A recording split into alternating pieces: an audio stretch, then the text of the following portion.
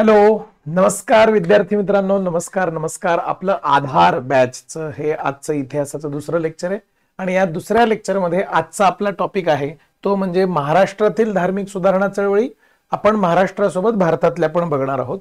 आपलं आजचं जे लेक्चर आहे या लेक्चरमध्ये आपण सामाजिक धार्मिक सुधारणा चळवळी सगळ्या बघणार आहोत. सामाजिक धार्मिक सुधारणा चळवळी जे आहेत त्याची एक समरी पण बघणार आहोत. सामाजिक आणि धार्मिक सुधारणा चळवळींमध्ये कुठले कुठले सुधारक होते आणि कुठल्या कुठल्या चळवळी होत्या ह्यांची एक डिटेल यादी जी आहे ती आपल्याला बघायची. एक लेक्चर असं आहे की ज्याच्यामध्ये तुम्हाला समाज सुधारक पण बघायला मिळतील, त्याच्यामध्येच तुम्हाला चळवळी पण बघायला मिळतील. एक चांगली यादी जी आहे त्याची चांगली रिव्हिजन पण होईल आणि सगळा भाग जो आहे हा तुमचा ह्याच्यामध्ये कव्हर होईल. ओके, सामाजिक आणि धार्मिक सुधारणा चळवळी जी आहे त्याच्यामध्ये सामाजिक आणि धार्मिक सुधारणांची तातडीची गरज जी 19वे शतक म्हणजे काय रे? 19वे शतक म्हणजे 1801 ते 1899 आणि मग 1900. ओके, हे जे शतक आहे ज्याचं शेवटचं वर्ष असतं 1900, आलं लक्षात? ओके, ते वालं शतक जे आहे त्याला 19वे शतक म्हणतात. रियालिटी अशी आहे की 19वे शतक जे आहे ह्याच्यामध्ये 99 वर्ष 1800 चालू होतात. 1801, 1802, 1803, 1804, आलं लक्षात? Okay, yes. आणि अशा पद्धतीने हे 19वे शतक, ह्याच्यामध्ये हा 1800चा जो शतक आहे ह्याच्यामध्ये अगदी सुरुवातीच्या दशकापासूनच आपल्याला सामाजिक धार्मिक अशा सगळ्या प्रकारच्या सुधारणा चळवळी ज्या आहेत ह्या करायला पाहिजे ह्याची गरज जी आहे ती भासायला लागलेली होती. आणि नुसतं एवढंच नाही तर ही गरज का भासायला लागली त्याच्या मागचं कारण भारताला आता एक प्रकारची तुलना उपलब्ध झाली होती. भारतातले सगळे जे धर्म आहेत, आलं लक्षात घे, या धर्मांची तुलना जी आहे ही पाश्चात्य संस्कृतींमधल्या धर्मांच्या सोबत व्हायला सुरुवात झाली होती. आलं लक्षात घे, आणि पाश्चात्य संस्कृतीमधले जे धर्म आहेत त्या धर्मांच्या सोबत भारतातलं शिक्षण जे आहे, भारतातल्या सगळ्या धर्मांची तुलना व्हायला लागली. पाश्चात्य शिक्षण जे आहे त्याच्यामुळे लोकांचं तार्किक विचार जे आहेत ते वाढायला लागले आणि त्यांना आपल्या भारतातल्या धर्मांमध्ये चुका ज्या आहेत त्या दिसायला लागल्या. ओके, नुसतं एवढं नाहीये तर भारतीय समाजाची कमजोरी जी आहे ही सुशिक्षित भारतीयांना स्पष्टपणे दिसायला लागली. आणि मग हेच सुशिक्षित भारतीय जे आहेत, हेच सुशिक्षित भारतीय पुढे सामाजिक सुधारक किंवा धार्मिक सुधारक अशा प्रकारचे व्यक्ती झाले. आलं लक्षात? ओके, हे सुशिक्षित सुधारक जे आहेत या सुशिक्षित सुधारकांनी काय केलं तर सगळ्यात महत्वाचं म्हणजे आपल्या धर्मामध्ये असणाऱ्या वेगवेगळ्या चुकीच्या पद्धतींवरती प्रश्नचिन्ह निर्माण करायला सुरुवात केली आणि शतकानुशतकं पाळल्या गेलेल्या हिंदू समाजामधल्या परंपरा आणि श्रद्धा ज्या आहेत हे यापुढे चालणार नाहीत असं या सुधारकांनी सांगायला सुरुवात केलं. आणि त्याच्यामुळे तुमचं जो अभ्यास आहे हा अभ्यास घेत असताना कुठल्या वर्षामध्ये कुठे कोणती संस्था स्थापन झाली आणि त्याचे संस्थापक कोण होते हा वाला भाग आता एक छानपैकी यादी जी आहे ती कव्हर करूया. या यादीला तुम्ही दोन पद्धतीने बघू शकता. पहिला आहे ती म्हणजे ही यादी तुम्ही काय करा, सगळ्यात महत्वाचं म्हणजे युट्यूब वरती स्पीड वाढवता येते. आलं लक्षात? ओके, स्पीड वाढवा आणि स्पीड वाढवून यादी लक्ष देऊन ऐका. ओके, परत सेम टू सेम मागे या, बघून घ्या आता काय टाइम स्टॅम्प आहे. आलं लक्षात? ओके, किती मिनिटं झाले असतील डोक्यावरून पाणी सुरू होऊन, आलं लक्षात? 3 मिनिटं 45 सेकंद वगैरे झाले असतील. परत 3 मिनिटं 45 सेकंदाला या. ओके, स्पीड वाढवलेलीच राहू देत. ओके, पण आता डोळे बंद करून ऐका मी जे सांगतोय ते. काहीच नाही, मी फक्त इथं जी यादी आहे ती यादी तुमच्या समोर मांडणार आहे. परीक्षेमध्ये अशा प्रकारचे प्रश्न जे आहेत ते विचारले जातात. आलं लक्षात? Okay, yes. सगळ्यात पहिल्यांदा तर 1815 ठिकाण आहे कलकत्ता. फक्त भारताची महाराष्ट्राचीच नको, महाराष्ट्रामधल्या बऱ्याच संस्था होत्या त्यांच्यावरती बाहेरच्या बंगाल वगैरे मधल्या संस्थांचा प्रभाव पण होता. म्हणून आपण सगळीकडच्या संस्था ज्या आहेत त्या या यादीमध्ये बघणार आहोत. सो 1815 कलकत्ता इथं आत्मीय सभा स्थापन झाली होती आणि ते स्थापन करणारे व्यक्ती आहेत राजा राम मोहन रॉय. Okay, yes. त्याच्यानंतर 1828 तिथे सुद्धा कलकत्त्यामध्ये ब्राह्मो समाज जे आहे ते स्थापन झालं. ते सुद्धा राजा राम मोहन रॉय यांनी स्थापन केलं. 14 वर्षाचा गॅप आहे दोन्ही संस्थांच्या स्थापनेमध्ये, हे लक्षात घ्या. Okay, yes. पण 1829 मध्ये कलकत्ता इथे धर्मसभा नावाची संस्था स्थापन झाली. लक्ष देऊ नाही का, धर्मसभा तेवढी रेग्युलर वाचनामध्ये येत नाही. राजा राममोहन राय खूप रेग्युलर वाचनात असतात. धर्मसभा स्थापन झाली. धर्मसभा जी आहे ती राधाकांत देव यांनी स्थापन केलेली होती. कलकत्त्यालाच स्थापन केली होती. स्थापनेचं वर्ष 1829 आहे, हे लक्षात घ्या. 1839 मध्ये कलकत्ता इथंच तत्वबोधिनी सभा स्थापन झाली आणि ती स्थापन करणारे व्यक्ती आहेत देवेंद्रनाथ टागोर. ओके, 1839 मध्ये. त्याच्यानंतर 1840 मध्ये पंजाब इथं स्थापन झाली. त्या संघटनेचं नाव आहे निरंकारी. बस एवढंच लक्षात घ्या. आणि स्थापन करणारे आहेत दयालदास, दरबारा सिंग आणि रतनचंद. ऑब्विसली संघटना आहे, मल्टिपल लोक असतात. आपण संस्थापक म्हणून एकच व्यक्ती आपण जरी पाठ करत असलो तरी ते व्यक्ती पाठ झाल्यानंतर पुढचे व्यक्ती जे आहेत ते तुम्हाला ऑटोमॅटिकली लक्षात ठेवता येते. 1844 मध्ये सुरत इथं मानव धर्म सभा जी आहे ती स्थापन झाली. दुर्गाराम मंछाराम यांनी ती सभा जी आहे ती स्थापन केली होती. 1849 मध्ये बॉम्बे इथं परमहंस मंडळी जी आहे ही स्थापन झाली. ती दादोबा पांडुरंग तरखडकर यांनी स्थापन केलेली होती, हे लक्षात घ्या. ओके, त्याच्यानंतर 1857 मध्ये पंजाब इथं नामधारी नावाची संघटना जी आहे ती स्थापन झाली होती. आणि नामधारी नावाची जी संघटना आहे ती राम सिंग यांनी स्थापन केलेली होती, ही लक्षात घ्या. आलं लक्षात. ओके, ह्या सगळ्या संस्थांमध्ये परमहंस मंडळी ही आपल्या महाराष्ट्रामध्ये, किंवा तेव्हा महाराष्ट्र म्हणायच्या ऐवजी मुंबई प्रांत होता, तर त्या मुंबई प्रांतामध्ये स्थापन झालेली दादोबा पांडुरंग तरखडकर यांची ही काय आहे संघटना होती किंवा संस्था होती असं म्हणूया. मग 1861 मध्ये आग्रा इथं राधास्वामी सत्संग नावाची संघटना स्थापन झाली. यावेळेस हिच्यावरती प्रश्न येण्याची शक्यता पण आहे, बिकॉज मल्टिपल टाइम्स हा राधास्वामी सत्संग जो आहे हा चर्चेमध्ये पण येतोय खूप वेळा. आलं लक्षात. ओके, तर तुलसी राम यांनी ही संस्था जी आहे ती स्थापन केली होती.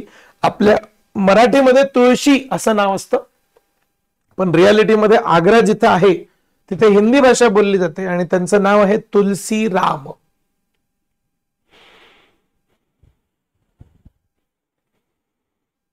Okay, yes. त्याच्यानंतर 1866 मध्ये कलकत्ता इथं भारतातील ब्राह्मो समाज नावाची स्थापन झाली. लक्षात, भारतीय ब्राह्मो समाज. लक्षात. ओके, ते केशवचंद्र सेन यांनी स्थापन केलेली होती. त्याच्यानंतर 1866 मध्ये देवबंद इथे दार उल उलूम नावाची संस्था स्थापन झाली. लक्षात. ओके, त्याचे संस्थापक होते मौलाना हुसेन अहमद. ओके, त्याच्यानंतर 1867 मध्ये बॉम्बे इथं प्रार्थना समाज स्थापन झाली.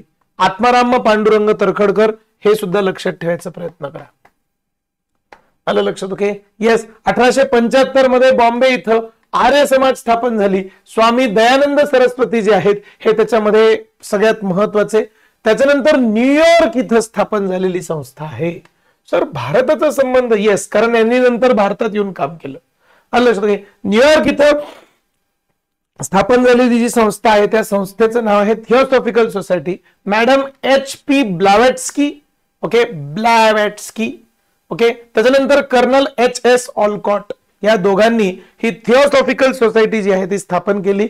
नंतर याच थिओसॉफिकल सोसायटीच्या माध्यमातून भारतामध्ये अॅनी बेझंट नावाच्या एक कार्यकर्त्या आल्या आणि याच अॅनी बेझंटने पुढे चलून भारतामध्ये खूप मोठी चळवळ उभारली, होम रूल चळवळ नावाची.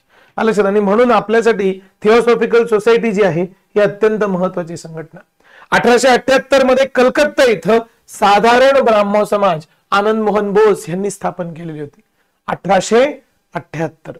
त्याच्यानंतर 1884 मध्ये पुणे इथं डेक्कन एज्युकेशन सोसायटी स्थापन झाली. आता तुम्ही म्हणाल ही काय धर्म सुधारण्याची चळवळ का? नाही. ओके, ही शिक्षणाची चळवळ आहे. पण बऱ्याच वेळा तुम्हाला प्रश्न विचारले जात असताना कालानुक्रमे लावा किंवा ठिकाणानुसार संस्था ओळखा, जोड्या लावा, असा जेव्हा प्रश्न येतो तेव्हा दोन संघटना धार्मिक असतात, 2 संघटना सामाजिक असतात. ओके, म्हणून तुम्हाला असंही क्रमानेच सांगतो आहे, तर त्याच्यामध्ये ती संघटना ऍड केली. म्हणून डेक्कन एज्युकेशन सोसायटी जी आगरकर यांनी स्थापन केली. त्याच्यानंतर गोपाळ गणेश आगरकर, जी आगरकर म्हणजे गोपाळ गणेश आगरकर. लक्षात. ओके, त्याच्यानंतर 1886 मध्ये अलीगड मोहम्मद शैक्षणिक परिषद नावाची काय आहे संघटना जी आहे ती स्थापन झाली. लक्षात. ओके, सर सय्यद अहमद खान यांनी ती संस्था स्थापन केली.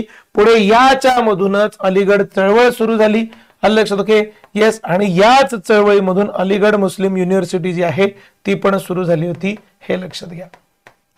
आलं लक्षात? Okay, yes. Sir Syed Ahmad, ह्याच्यावरती पण प्रश्न तुम्हाला येऊ शकतो, परीक्षेला विचारला जाऊ शकतो, हे लक्षात घ्या.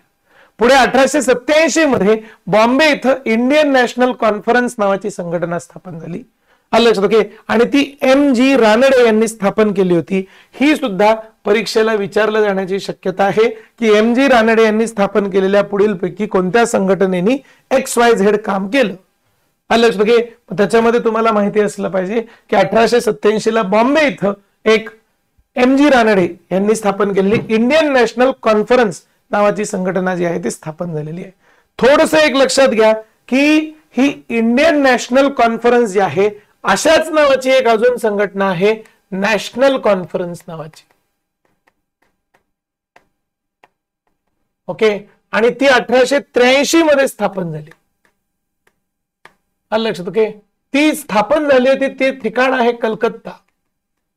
आलं लक्षात? आणि त्याचे संस्थापक आहेत सुरेंद्रनाथ बॅनर्जी.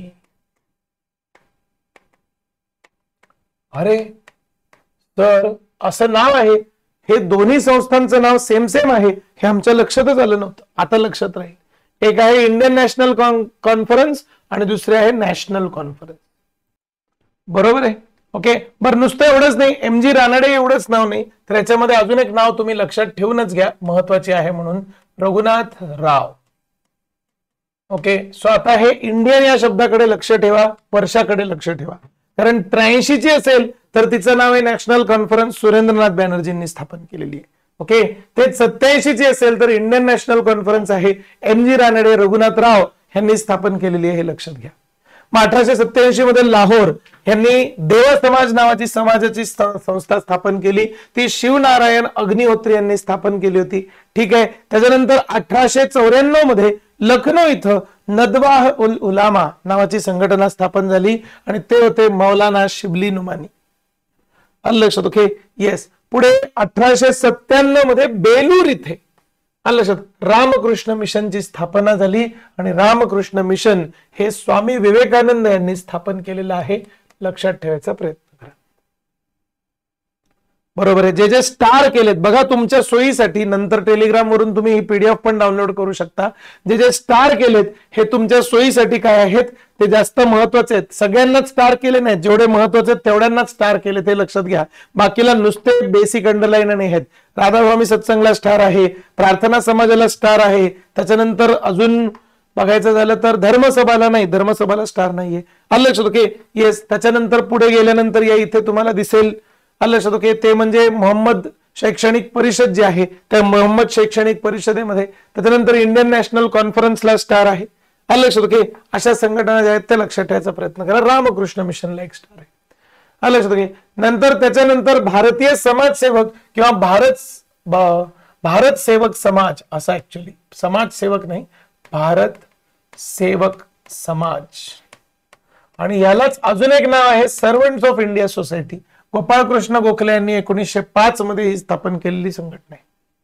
आलं लक्षात? ओके, त्याच्यानंतर 1909 मध्ये पुणे इथं सेवा सदन नावाची संघटना आहे, रमाबाई रानडे आणि GK देवधर यांनी स्थापन केली. 1911 मध्ये बॉम्बे इथं सोशल सर्व्हिस लीग नावाची संघटना स्थापन झाली, ना. जोशी यांनी ती स्थापन केली होती. आणि 1914 मध्ये अलाहाबाद इथं सेवा समिती नावाची संघटना जी आहे ती स्थापन झाली आणि ही HN कुंजरू यांनी स्थापन केली होती. आलं लक्षात? ओके, आता यांच्यामध्ये काही अजून समाज सुधारक पण आहेत. तुम्ही तसं बघत गेलात तर पुस्तकांमधून बऱ्याच ठिकाणांमधून तुम्ही समाज सुधारक करत असणार.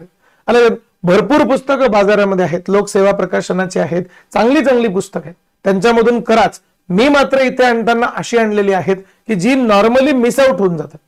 आलं लक्षात? ओके, आणि ते समाज सुधारक जे आहेत ते आपण ह्याच्यामध्ये घेऊया. त्याच्यामध्ये येतात स्वामी सहजानंद. एकही सेकंद वाया न घालवता आपल्याला ही रिव्हिजन जी आहे ती करायची. आलं लक्षात? ओके, सो स्वामी सहजानंद 1781 ते 1830 त्यांचं मूळ नाव जे आहे ते ज्ञानश्याम असं होतं, हे लक्षात घ्या.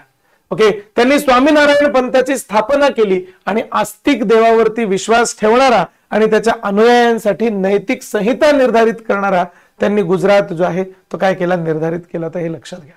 Okay, yes. सोप्या शब्दांमध्ये लक्षात ठेवायचं तर स्वामी सहजानंद लक्षात ठेवा. आलं लक्षात. ओके. आणि त्यांचं काय केलं त्यांनी, तर स्वामीनारायण संस्था जी आहे, स्वामीनारायण पंथ जो आहे तो त्यांनी स्थापन केला. एवढं जरी लक्षात राहिलं तरी बस आहे. इसवी सन 1800 मध्ये त्यांचा जन्म आहे. आलं लक्षात. इसवी सन 1800 मध्ये ऍक्च्युअली त्यांनी तो लक्ष्मीनारायण पंथ जो आहे तो स्थापन केला होता. आणि त्याच्यानंतर लक्ष्मीनारायण म्हणतोय मी तुम्हाला, आलं लक्षात. ओके. येस, हो, स्वामीनारायण म्हणायचंय मला. आलं लक्षात. सो स्वामीनारायण पंथ जो आहे तो पंथ त्यांनी इसवी सन 1800 मध्ये स्थापन केला. 1800 लिहिलंय का इथे? नाही लिहिलंय, आता लिहून घ्या. आलं लक्षात. ओके. 1800 मध्ये स्थापन केला. आणि त्यांचं जे नाव आहे ते नाव तुम्हाला लक्षात राहील. थोडं मिक्स होतं हे नाव. ते म्हणजे महात्मा गांधीजींनी जेव्हा रोलेट सत्याग्रह झाला होता, त्या रोलेट सत्याग्रहामध्ये त्याचा म्हणजे रोलेट सत्याग्रह जेव्हा भारतामध्ये ठिकठिकाणी झाले, तर दिल्लीला तिथं स्वामी श्रद्धानंद होते. ते श्रद्धानंद आणि हे सहजानंद मिक्स होऊ शकतात डोक्यामध्ये, आहे की नाही? लक्ष ठेवा, हे सहजानंद वेगळे आहेत, हे धर्म सुधारणा चळवळीमधले आहेत. आणि ते श्रद्धानंद जे आहेत ह्यांनी हे केलेलं होतं. आलं लक्षात. ओके. येस, काय केलेलं होतं? रोलेट कायद्याचा विरोध केला होता, दिल्ली इथं नेतृत्व केलं होतं. ओके. त्याच्यानंतर पुढे येतात राजा राममोहन रॉय. राजा राममोहन रॉय यांचा जन्म 1772 मध्ये बर्दवान जिल्ह्यामध्ये पश्चिम बंगाल मधल्या राधानगर इथं झालेलं होतं, हे लक्षात घ्या. हिंदू समाजामध्ये एकेश्वरवाद आणि सुधारणांचा प्रचार करण्यासाठी त्यांनी 1815 मध्ये कलकत्ता इथं आत्मीय सभा नावाची संघटना स्थापन केली. आणि त्याच आत्मीय सभेला 1828 मध्ये ब्राह्मो सभा आणि शेवटी ब्राह्मो समाज असं नाव देण्यात आलं, हे लक्षात घ्या. नावं बदलत गेलेली आहेत. आलं लक्षात. ओके. येस, आधी 1815 मध्ये आत्मीय सभा, त्याच आत्मीय सभेचं नाव बदललं, त्याचं नाव झालं ब्राह्मो सभा 1828 मध्ये. आणि त्याच्यानंतर सगळ्यात शेवटी त्याचं रूपांतर ब्राह्मो समाज असं करण्यात आलेलं होतं, हे लक्षात. 1819 मध्ये त्यांनी संवाद कौमुदी हे नियतकालिक जे आहे, या नियतकालिकाच्या द्वारे सती प्रथा जी आहे ही रद्द करण्यासाठीची चळवळ जी आहे ती त्यांनी काय केली, सुरू केली, हे लक्षात घ्या. आलं लक्षात. ओके. संवाद कौमुदी जे आहे, हे संवाद कौमुदी ह्याच्यामधून त्यांनी सती प्रथेच्या विरोधामध्ये आर्टिकल्स लिहिले. आलं लक्षात. लोकांना जाग करण्याचा प्रयत्न केला की हे राक्षसी आहे, हे चांगलं नाहीये. आलं लक्षात. ओके. येस. त्याच्यानंतर येतात देवेंद्रनाथ टागोर. आलं लक्षात. ओके. देवेंद्रनाथ टागोर जे आहेत त्यांनी राजा राममोहन रॉय ह्यांच्यानंतर ब्राह्मो समाजाचं नेतृत्व स्वीकारलं. 1839 मध्ये तत्वबोधिनी सभेची स्थापना सुद्धा देवेंद्रनाथ टागोर यांनीच केलेली आहे, हे लक्षात घ्या. ओके. येस. आणि त्याच्यानंतर राजा राममोहन रॉय यांच्या विचाराचा प्रचार करण्यासाठी बंगाली मासिक तत्वबोधिनी पत्रिका नावाची एक पत्रिका सुद्धा त्यांनी सुरू केलेली आहे. आलं लक्षात. देवेंद्रनाथ टागोर यांची तत्वबोधिनी पत्रिका ही राजा राममोहन रॉय यांच्या विचारांचा प्रचार करायची, हे लक्षात घ्या.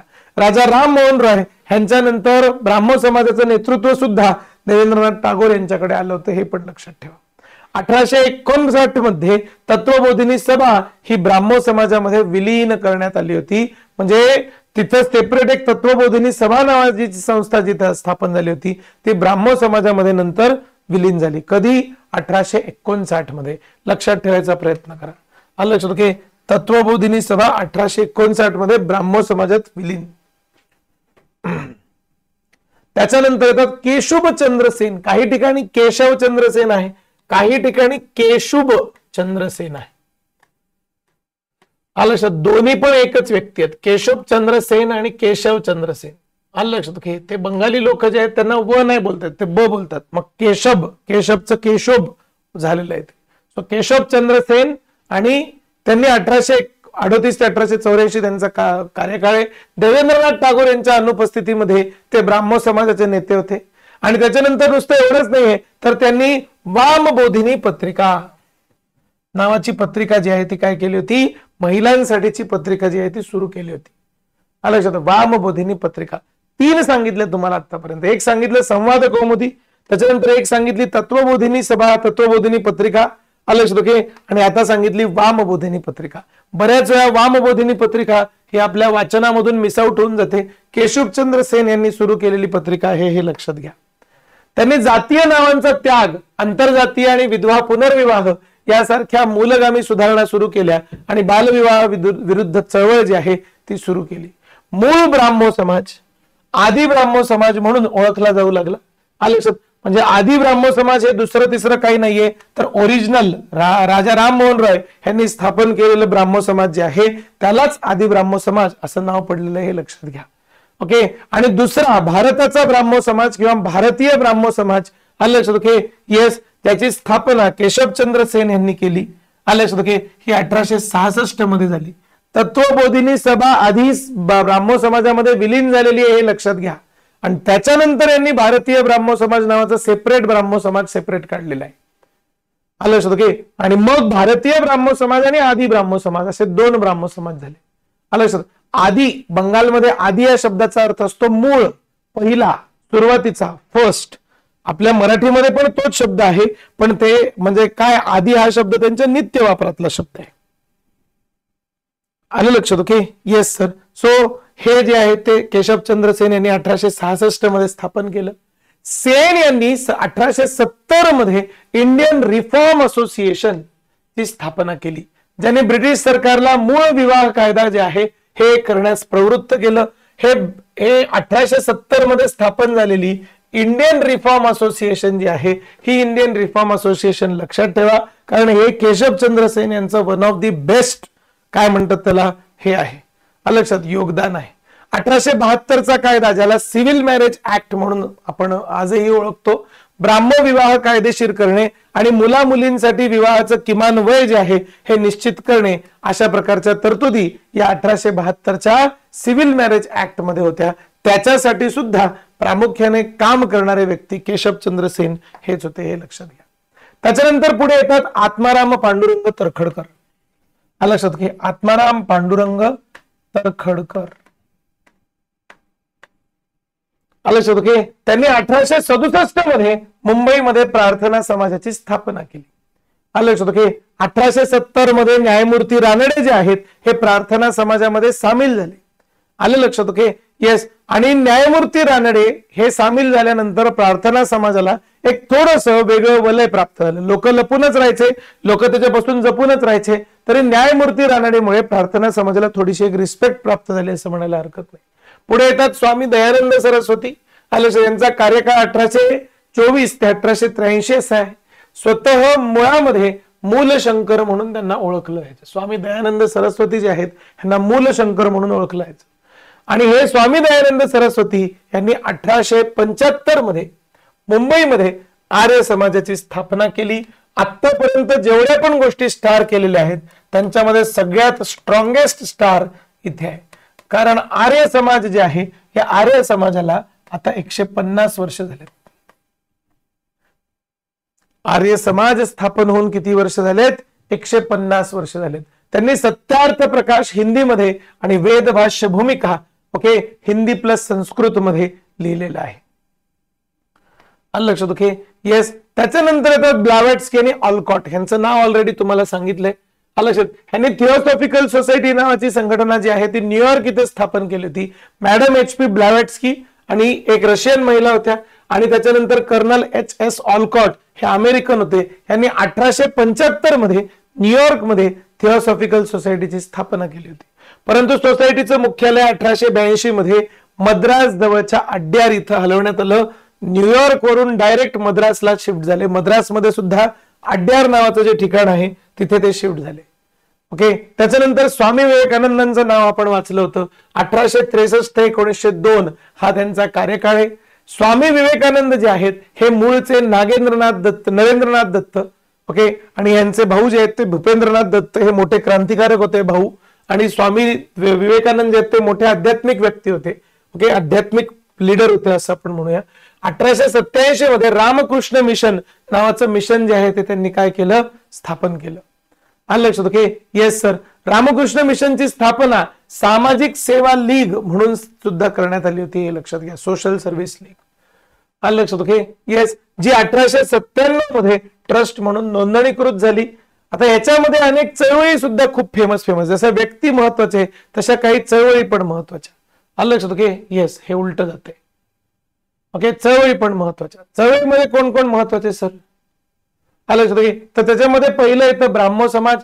कोणी स्थापन केलं ऑलरेडी तुम्हाला माहिती आहे. ते ब्राह्मो समाज जे आहे ते कलकत्ता इथं 1822 मध्ये स्थापन झालं. त्या ब्राह्मो समाजाचा जो अजेंडा आहे त्या अजेंड्यावरती आता फोकस करा. आलं लक्षात. ओके, की चळवळीचा अजेंडा ब्राह्मो समाज जे आहे ह्याच्यामध्ये काय होतं तर मूर्तीपूजा, जाती अत्याचार, अंधश्रद्धा, सती, पडदा पद्धत, बालविवाह यासारख्या गोष्टींचा विरोध करणे, सपोर्ट करणे नाही, विरोध करणे. लक्षात घे. येस, सगळे धर्म एकमेकांशी जोडलेले आहेत अशी या चळवळीची काय होती, धारणा होती, असं म्हणायला हरकत नाही. लक्षात घे. येस सर, समजलं आम्हाला. ब्राह्मो समाज जे आहे हे ब्राह्मो समाज वन ऑफ दी फर्स्ट किंवा आपण म्हणूया दी फर्स्ट चळवळ आहे की ज्यांनी खूप मोठ्या प्रमाणामध्ये राष्ट्रीय आंदोलन जे आहे ते उभं केलं. मोठ्या सामाजिक धार्मिक सुधारणा चळवळीमुळे भारतातील विवेकवाद, लॉजिकल विचार करण्याची पद्धती जी आहे ही पद्धती वाढली. हिंदू धर्मामध्ये थोड्या बहुत प्रमाणामध्ये सुधारणा व्हायला लागल्या, काही कायदे आले. अलीगड चळवळ नावाची चळवळ सुद्धा सुरू झाली. अलीगड चळवळीमध्ये सर सय्यद अहमद खान यांनी 1875 मध्ये प्रामुख्याने विधवांच्या पुनर्विवाहाला प्रोत्साहन देण्यासाठी, बालविवाहांना बंदी घालण्यासाठी ही चळवळ जी आहे ती सुरू केली होती. हे लक्षात घ्या. लक्षात घे, नीट लक्षात घ्या. सुरुवातीला आपल्याला वाटतं की ही शैक्षणिक चळवळ होती, ती नंतर शैक्षणिक झाली. त्याच्या आधी प्रत्यक्षामध्ये मुस्लिम समाजामध्ये सुधारणा व्हावी ह्यासाठी ही चळवळ जी आहे ही काय करण्यात आली होती, सुरू झाली होती. ओके, हे लक्षात घ्या. 1875 मध्ये अलीगडमध्ये मोहम्मदन अँग्लो ओरिएंटल कॉलेजची स्थापना केली गेली. लक्षात घे. आणि नंतर हेच कॉलेज जे आहे पुढे अलीगड मुस्लिम विद्यापीठ किंवा अलीगड मुस्लिम युनिव्हर्सिटी म्हणून जे आहे ह्याच्यामध्ये काय झालं, रूपांतरित झालं. ओके, त्यांनी ब्रिटिश विरोधी चळवळीचं नेतृत्व केलं आणि मुस्लिमांना आधुनिक शिक्षण द्यायला सुरुवात केली. कोणाच्या बद्दल बोलतोय आपण, सर सय्यद अहमद. लक्षात घे. बघायचं झालं तर ब्रिटिश विरोधी म्हणायच्या ऐवजी सुद्धा सुरुवातीला नंतर ते जेव्हा हे करत होते, लिडरशिप मध्ये येत होते, तेव्हा ब्रिटिश विरोधापेक्षा सुद्धा ते ब्रिटिशांच्या जवळ बसायचे आणि राष्ट्रीय सभेचा जास्त विरोध करायचे. हे आपण ऑलरेडी अभ्यास केलेले आहेत बॅचेस मध्ये. ओके, प्रार्थना समाज जे आहे ते 1867 मध्ये स्थापन झालं. आत्माराम पांडुरंग यांनी सर्व धर्मांचा आदर करणारा सार्वभौम बंधुत्वाचा दावा करण्यासाठी मुंबईमध्ये प्रार्थना समाजाची स्थापना केली.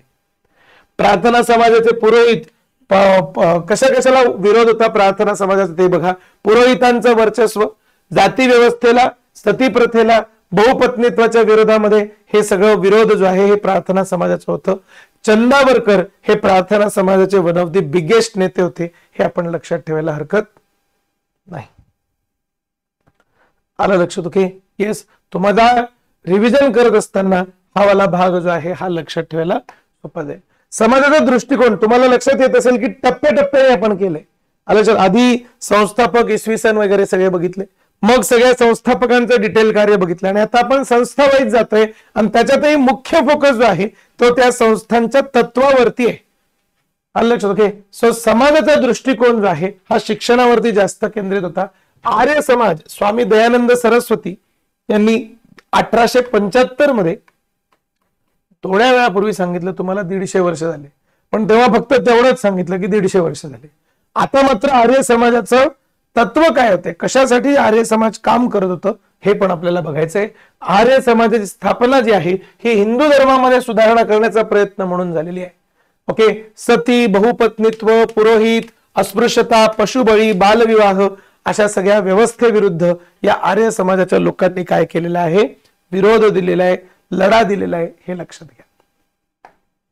ओके, त्यांनी महिलांच्या स्थितीमध्ये सर्वांगीण सुधारणा करण्यासाठी काम केलं आणि सामाजिक समानतेचा सुद्धा पुरस्कार केला.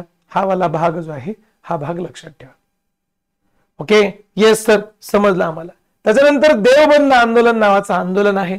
तुम्हाला थोड्या वेळापूर्वीच सांगितलं होतं, मोहम्मदन कासिम वनोतवी आणि रशीद अहमद गंगोही यांनी 1866 मध्ये देवबंद, उत्तर प्रदेश, सहारनपूर जिल्हा जो आहे इथं एका शाळेची स्थापना केली आणि त्याच्यानंतर त्याचं म्हणजे काय म्हणतात त्याला, ह्याच्यामध्ये रूपांतर झालं. हळूहळू एका खूप मोठ्या संस्थेमध्ये रूपांतर झालं.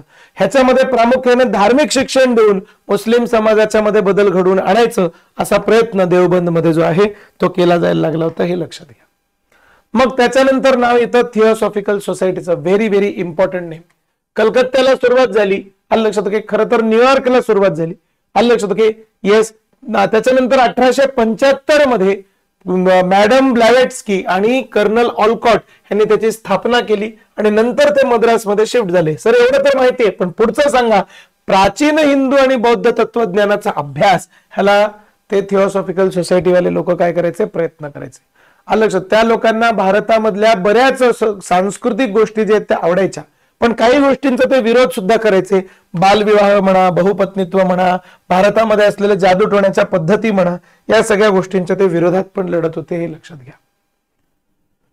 आलं लक्षात. ओके. येस. वंश, जात, लिंग किंवा पंथ असा भेदभाव न करता विश्वबंधुत्वाच्या संकल्पनेला त्यांनी चालना दिलेली होती, हे पण समजून घ्या. रामकृष्ण मिशन 1897 मध्ये स्वामी विवेकानंदांनी, विवेकानंदांचे गुरु रामकृष्ण परमहंस यांच्या शिकवणी आणि भारतीयांना आध्यात्मिक मूल्यांचा प्रचार करण्यासाठी त्यांनी त्याची स्थापना केली. ओके. येस. जाती व्यवस्था, अस्पृश्यतेच्या विरोधातला लढा हे सुद्धा रामकृष्ण मिशनने दिलं. लोकांची सेवा करणे हे रामकृष्ण मिशनचं पहिलं ध्येय होतं. गरिबांची सेवा करणे हे रामकृष्ण मिशनचं पहिलं ध्येय होतं. आज सुद्धा तुम्ही बघितलं तर रामकृष्ण मिशन अजूनही त्याच तत्वांवरती कार्य करत आहे. आलं लक्षात. ओके. Yes sir. त्याच्यानंतर पुढे जाऊया. वेदांताच्या शिकवणीचा स्वीकार करून हिंदू धर्मामध्ये सुधारणा करण्यावरती रामकृष्ण मिशनचा खूप मोठ्या ह्याच्यामध्ये भर होता. हे वेदांताच्या शिकवणीचा स्वीकार या गोष्टीवरती थोडंसं लक्ष केंद्रित करा. त्याच्या मागचं कारण असं आहे की धार्मिक सुधारणा चळवळी सांगत असताना सुद्धा रामकृष्ण मिशनने धर्म सुधारणा करण्यासाठी वेदांचीच मदत घेतली होती, हे तुम्हाला सांगता आलं पाहिजे. लक्षात. परीक्षेमध्ये विचारलंच तर तुम्हाला सांगता आलं पाहिजे. ओके. येस. त्याच्यानंतर ते सत्यशोधक समाज, या समाजाची स्थापना ज्योतिराव गोविंदराव फुले यांनी केली. 24 सप्टेंबर 1873 रोजी केलेली आहे, ही लक्षात घ्या. महाराष्ट्रामध्ये केलेली आहे, हे पण लक्षात घ्या. रिसेंटली त्यांचे 150 वर्ष जे आहेत ते पूर्ण झाले. त्यांनी मूर्तीपूजा आणि जाती व्यवस्था, तारीख पण लक्षात ठेवा, लक्षात विचारलं जाऊ शकतं परीक्षेमध्ये. ओके. येस. त्यांनी मूर्तीपूजा आणि जाती व्यवस्थेच्या विरोधात मोहीम जी आहे ती चालवलेली होती. समाजातील खालच्या घटकांना शिक्षित करण्याचं ध्येय हे त्यांनी काय केलेलं होतं, समोर ठेवलेलं होतं. त्याच्यामध्ये पौराहित्य, उपनिषद, वेद नाकारणे हे सुद्धा त्यांच्या या चळवळीचा एक भाग होता. आलं की सर. ज्योतिराव फुले किंवा ज्योतिबा फुले यांची कुठली चळवळ सांगतोय आपण, सत्यशोधक समाज नावाची चळवळ जी आहे ती सांगतोय. ज्योतिबा फुले यांनी दलित हा शब्द शोषित जातींसाठी वापरायला सुरुवात केली, हे लक्षात घ्या. ते सुद्धा आपल्याला एक महत्वाचं माहिती असलं पाहिजे. त्याच्यानंतर येते वहाबी चळवळ, मुस्लिम धर्मामधली धर्म सुधारणा चळवळ आहे. सर सय्यद अहमद यांनी असली इस्लाम, खरा इस्लाम आणि अरबी संस्कृती जी आहे या संस्कृतीचा दावा केला आणि इस्लामवरचा पाश्चात्य प्रभाव जो आहे हा या वहाबी चळवळीच्या माध्यमातून नाकारला. सोप्या भाषेत सांगायचं तर इस्लामने ज्या काही नव्या गोष्टी स्वीकारलेल्या आहेत त्या सगळ्या गोष्टींना रिजेक्ट करायचं, परत ओरिजिनल इस्लामकडे जाण्याचा प्रयत्न करायचं, हे वहाबी चळवळीचं काय होता, उद्देश होता, हे लक्षात घ्या. आलं लक्षात. वहाबींनी प्रामुख्याने ब्रिटिश विरोधी भावनांचा प्रचार केला. वहाबी जे आहेत सीताना इथल्या वहाबी तळावरती ब्रिटिश लष्करी हल्ल्याचा सुद्धा त्यांना सामना करावा लागला. वहाबींच्या वरती देशद्रोहाचा आरोप असलेल्या अनेक न्यायालयीन खटल्याचा सामना सुद्धा त्यांना करावा लागला. त्याच्या मागचं कारण पण आहे की वहाबी लोक जे आहेत हे सुरुवातीला धर्म सुधारणा चळवळ म्हणून सुरू झाले होते, पण नंतर मात्र याच वहाबी लोकांनी काय केलं, याच वहाबी लोकांनी हे म्हणजे काय म्हणतात त्याला, ब्रिटिशांकडून सत्ता मिळवून परत मुस्लिम साम्राज्य स्थापन करण्याचा प्रयत्न केला होता. आलं लक्षात. ओके. येस. सो हे वहाबी लोक जे आहेत त्यांनी हा भाग केला. ओके. त्याच्यानंतर नुसतं एवढंच नाहीये तर वहाबी लोकांच्या सोबत अजून एक भाग अहमदिया चळवळ म्हणून आहे. ओके.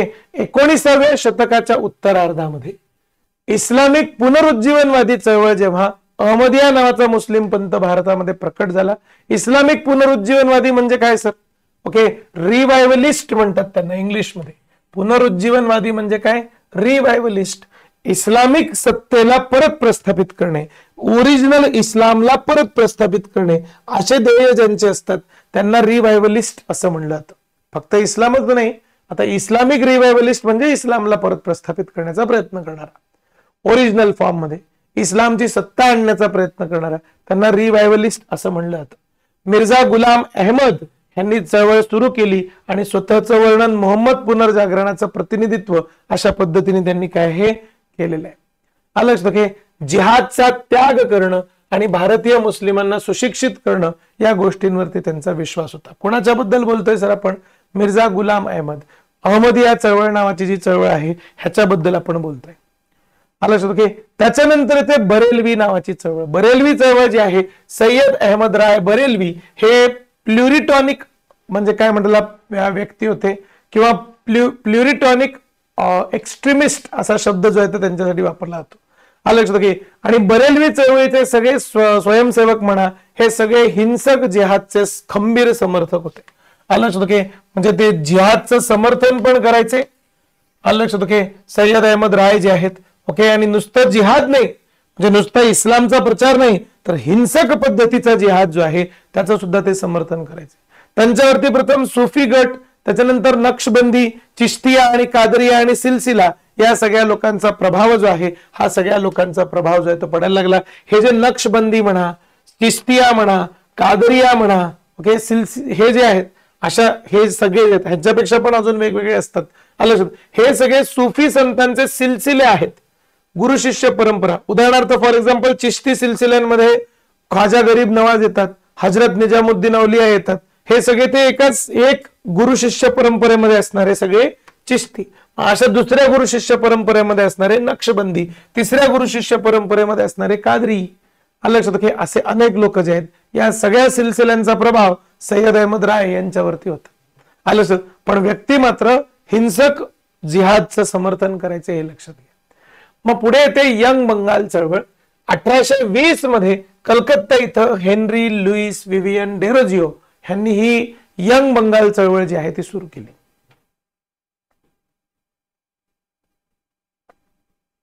आलं लक्षात. Okay, yes. 1831 पर्यंत त्यांनी हिंदू महाविद्यालयात अध्यापन केलं आणि त्यांना फ्रेंच क्रांतीची प्रेरणा सुद्धा मिळाली.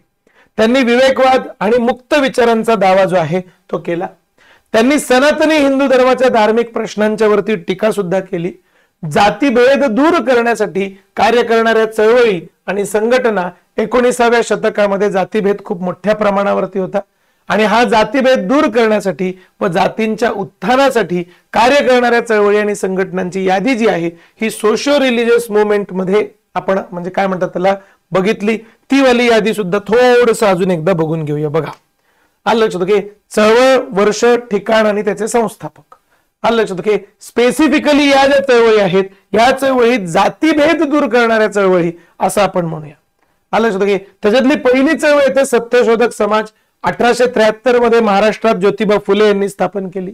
अरविपुरम आंदोलन म्हणून एक आंदोलन आहे, ते 1879 मध्ये अरविपुरम केरळ इथं करण्यात आलं. श्री नारायण गुरु यांनी हे आंदोलन काय आहे केलेलं आहे.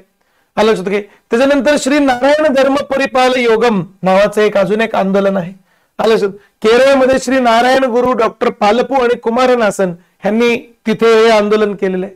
त्याच्यानंतर डिप्रेस्ड क्लास मिशन नावाची संघटना जी आहे ती स्थापन झाली 1906 मध्ये मुंबई इथं V.R. शिंदे यांनी स्थापन केली. 1910 मध्ये साताऱ्याच्या मध्ये बहुजन समाज नावाची संघटना स्थापन झाली. मुकुंदराव पाटील यांनी ही संघटना जी आहे ती स्थापन केली होती. आलं लक्षात. मग जस्टिस मुवमेंट 1915-16 मध्ये मद्रास तमिळनाडूच्या पट्ट्यामध्ये CN मुदलियार, TM नायर आणि P त्यागराज चेट्टी यांनी काय केली होती, ही केली होती. मग अजून एक संस्था आहे, त्याच्यामध्ये बहिष्कृत हितकारिणी सभा हे मूळ नाव आहे, पण त्याच्यामध्ये इंग्लिश मध्ये सुद्धा एक नाव फेमस आहे, डिप्रेस्ड क्लास वेलफेअर इन्स्टिट्यूट. आलं लक्षात. ओके, 1924 मध्ये स्थापन झाली आणि डॉक्टर बाबासाहेब आंबेडकर यांनी स्थापन केली. ही संस्था जी आहे हिला रिसेंटली 150 वर्ष पूर्ण झालेत, आणि याच्यावरती परीक्षेमध्ये प्रश्न जो आहे हा विचारला जाऊ शकतो, हे लक्षात घ्या. आलं लक्षात. Okay, yes sir. त्याच्यानंतर येते स्वाभिमान चळवळ. This is also very very important because same reason 150 वर्ष पूर्ण झाले. आलं लक्षात. ओके, मद्रास इथं स्थापन झाली. E.V. रामस्वामी आणि नायकर पेरियार यांनी काय केली, ही स्वाभिमान चळवळ जी आहे ती स्थापन केली होती, हे लक्षात घ्या. मग येतं हरिजन सेवक संघ. हरिजन सेवक संघ 1932 मध्ये पुण्यामध्ये महात्मा गांधी यांनी स्थापन केलं. सगळ्याच्या सगळ्या अशा संघटना तुम्हाला सांगितल्या ज्या संघटनांच्या माध्यमातून काय केलं गेलेलं आहे, ज्या संघटनांच्या माध्यमातून जातीपातींचा निषेध जो आहे हा केला गेलेला आहे, हे लक्षात घ्या. आलं लक्षात. ओके, येस, समजलं सर आम्हाला. अशा पद्धतीचा भाग जो आहे हा भाग त्याच्यामध्ये येतो. ओके सर, या सगळ्या चळवळींचा प्रभाव वगैरे काही पडला का? पडला. खूप चांगला प्रभाव पडला. भारतातील सामाजिक धार्मिक चळवळींचा सकारात्मक आणि नकारात्मक अशा दोन्ही पद्धतीने प्रभाव जो आहे तो पडला. या परिणामांचा समाजावरती मोठ्या प्रमाणावरती विविध स्तरावरती परिणाम झाला. सकारात्मक प्रभावामध्ये काय काय येतं ते बघा. सगळ्यात पहिल्यांदा तर समाजातील मागासलेले सनातनी पंथ जे आहेत हे सुधारकांनी आणलेले बदल जे आहेत ते स्वीकारायला असमर्थ होते. काही लोक असे होते की त्या लोकांना या सुधारणा नको होत्या. त्यांना असं वाटायचं की ह्याच्याने तर धर्म भ्रष्ट होतो. ओके, या विभागातील लोकांनी प्रतिक्रिया दिला, त्यांचा अपमान केला आणि सुधारकांच्या विरुद्ध फतवे वगैरे सुद्धा काढले गेले. ओके, त्यांच्यावरती हल्ले करून त्यांना ठार मारण्याचे सुद्धा प्रयत्न झाले ते सुधारकांना, हे लक्षात घ्या. पण या नकारानंतर, या लोकांच्या निगेटिव्हिटी नंतर सुद्धा सुधारकांनी काम चालूच ठेवलं आणि लोकांना मुक्त होण्यासाठी, सर्व अत्याचारांच्या विरुद्ध लढण्यासाठी मदत केली. जे लोक त्यांच्या धर्मावरती विश्वास ठेवायचे त्यांनी मोकळ्या मनाने विचार करायला सुरुवात केली. त्यांची श्रद्धा, संस्कृती की क्षीण. आता गोष्ट अशी आहे की भारताच्या बद्दल एक वेगळा निगेटिव्ह परिणाम जो आहे हा झाला, तो म्हणजे काय की भारतातल्या लोकांना भारताची संस्कृती जी आहे ही थोडीशी पतित आणि थोडीशी कमी दर्जाची वाटायला लागली. आलं लक्षात की हा सुद्धा एक भाग जो आहे हा या सुधारणांच्या मधून झाला. रियालिटीमध्ये तसं नव्हतं. नंतर स्वामी विवेकानंदांनी सगळ्यांना चांगलं जोरदार जाग केलेलं आहे. आलं लक्षात की पण सुरुवातीचा काही काळ जो आहे त्याच्यामध्ये अशी परिस्थिती जी आहे ती निर्माण झाली होती, हे लक्षात घ्या. आलं लक्षात की त्याच्यानंतर काही चळवळींच्यामुळे धार्मिक विश्वासू लोक जे आहेत त्यांनी विचारसरणी विकसित करायला सुरुवात केली की बाबा खरंच तार्किक, वाजवी म्हणायच्या ऐवजी आपण शब्द काय म्हणूया, तार्किक. रिझनेबल, रिझनेबलचे दोन्ही ट्रान्सलेशन होतात, तार्किक आणि वाजवी. लक्षात ओके. अशा दोन्ही पद्धतींची विचारसरणी जी आहे ती त्यांनी काय केली, विकसित केली आणि धर्मामधील भ्रष्ट प्रथा ज्या आहेत त्या दूर केल्या. धार्मिक सुधारणा चळवळींच्यामुळे एकतेची भावना जी आहे ही निर्माण झाली. लक्षात ओके. त्यांनी भारतीय धर्मातील अंधश्रद्धा, तर्कहीन आणि अस्पष्ट घटकांना चांगला जोरदार विरोध सुद्धा केला होता, हे लक्षात घ्या. ओके. धार्मिक सुधारणा चळवळींनी अनेक भारतीयांना आधुनिक जगाला पूर्ण आकलनाने ओळखण्यास आणि स्वीकारण्यास मदत केली. या चळवळींच्यामुळे भारतीय राष्ट्रवाद आणि स्वातंत्र्याचा उदय सुद्धा झाला. लक्षात घ्या. भारतातल्या लोकांच्या मध्ये जागृती व्हायला लागली, एकतेची भावना निर्माण व्हायला लागली. सुधारणांच्यामुळे महिलांना शिक्षण मिळायला लागलं, महिला पडदा पद्धतीपासून लांब जायला लागल्या, बहुपत्नीत्वावरती बंदी आली, खाजगी आणि सार्वजनिक क्षेत्रांमध्ये महिलांसाठी रोजगाराचे अनेक पर्याय जे आहेत हे निर्माण झाले. अशा अनेक गोष्टी ज्या आहेत त्या त्यांच्यासोबत झाल्या. लक्षात घ्या. स्त्रियांच्या बाबतीत सांगायचं झालं तर विशेषतः स्त्रियांसाठी झालेल्या या सुधारणा भारताच्या स्वातंत्र्याच्या लढाईमध्ये पुढे स्त्रियांचं योगदान जे आहे हे वाढवणाऱ्या ठरल्या. या स्त्रिया सुधारल्या, स्त्रियांशी संबंधित सुधारणा झाल्या, म्हणून या स्त्रियांनी नंतर योगदान सुद्धा चांगल्या पद्धतीने दिलेलं आहे. सुधारणांच्या चळवळींनी मध्यम वर्गाला अपमान आणि दडपशाही विरुद्ध लढायला सक्षम सुद्धा केलं. काही कायदेशीर उपाय सुरू करण्यात आले. 1829 मध्ये सती प्रथेवरती बंदी घालण्यात आली आणि त्याच्यानंतर बालहत्या बेकायदेशीर करण्यात आली होती, हे लक्षात घ्या. एका कायद्याने 1856 मध्ये विधवा पुनर्विवाहाला मान्यता दिली. 1860 मध्ये स्त्रियांचं लग्नाचं वय बदललं आणि 10 करण्यात आलं आणि आंतरजातीय विवाह जे आहेत ते 1872 मध्ये काय म्हणतात त्याला, कायद्याद्वारे नियंत्रित करण्यात आलं. आंतरजातीय विवाह कायदेशीर करण्यात आलं, लिगलाइज करण्यात आलं. कधी? 1872 मध्ये. लक्षात ठेवा हे सुद्धा. आलं लक्षात. ओके. येस. त्याच्यानंतर 1891 मध्ये अल्पवयीन विवाह रोखण्यासाठी दुसरा कायदा करण्यात आला आणि त्याच्यामध्ये 1829 मध्ये बालविवाह रोखण्यासाठी शारदा कायदा नावाचा कायदा सुद्धा करण्यात आला, हे सुद्धा लक्षात ठेवा. आलं लक्षात. ओके. सो अशा प्रकारच्या सगळ्या गोष्टी ज्या आहेत ह्या समाज सुधारणांच्या चळवळीमध्ये झालेल्या तुम्हाला दिसतात. खूप रॅपिडली घेतलं. आलं लक्षात. ओके. पण तुम्ही वारंवार या गोष्टीला परत परत बघू शकता. ओके.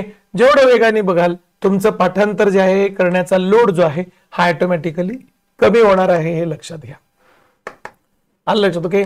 तुमचं पाठांतर ऑटोमॅटिक होईल. ह्याच्यामधून जवळपास सगळे महत्वाचे इसवी सन, जवळपास सगळ्या महत्वाच्या संस्था, जवळपास सगळे महत्वाचे समाज सुधारक जे आहेत हे समाज सुधारक मी ह्याच्यामध्ये कव्हर केलेले आहेत, हे लक्षात घ्या. ठीक आहे. आलं लक्षात. ओके. इथे थांबूया. काहीही शंका असतील तर तुम्ही खाली कमेंट करा. लेक्चर जे आहे हे वारंवार बघा. एकदा बघितल्यानंतर परत एकदा संध्याकाळी लगेच बघायचं. ह्याच्याने पाठांतर वाढतं. आलं लक्षात. ओके. येस. आणि पाठांतर वाढतं त्याच्यासोबतच तुम्हाला ऑटोमॅटिकली त्या गोष्टी एकदा जर आठवायला लागल्या तर तुम्हाला बघा मी सुरुवातीला तक्ता घेतला होता, त्या तक्त्याच्या मध्ये तुम्ही म्हणजे कालानुक्रमे लावा हा वाला प्रश्न सोडवू शकता, कुठे स्थापन झाल्या, कुणी स्थापन केल्या हा वाला प्रश्न सोडवू शकता. पुढे जर थोडेसे फिरवून प्रश्न विचारले की अमुक संस्थेची तत्व काय होती, तर मी जवळपास सगळ्या संस्थांची तत्व सुद्धा तुम्हाला समजून सांगितली, काही युनिक संस्था सुद्धा सांगितल्या. आलं लक्षात की त्या संस्थांची नावं सुद्धा लक्षात ठेवायचा प्रयत्न करा. इथे थांबू, उद्या परत भेटू. जय हिंद, जय महाराष्ट्र, जय भारत.